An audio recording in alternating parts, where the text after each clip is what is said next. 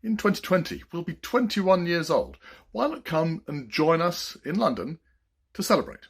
As every year, we aim at the conference to sort the hype from reality with what's happening in the world, not just of technology, but of learning as well.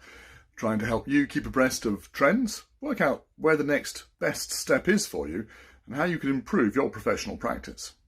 We've got some great speakers, chairpeople, facilitators involved, and we have a whole day of workshops this year as well for the first time.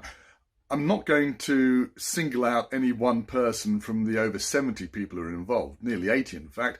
What I will say is this: we've got a wide spectrum. We've got big thinkers, we've got analysts, and we've got case studies, people who've been there, done it, and can share the practical tips with you. So, in summary, what we've got at the conference is a combination of inspiration and information, helping you do your job better. To find out more, go to learningtechnologies.co.uk, and I hope that I'll see you in London in February 2020, where we'll have a chance to share our thoughts about what's really happening in learning and in technology.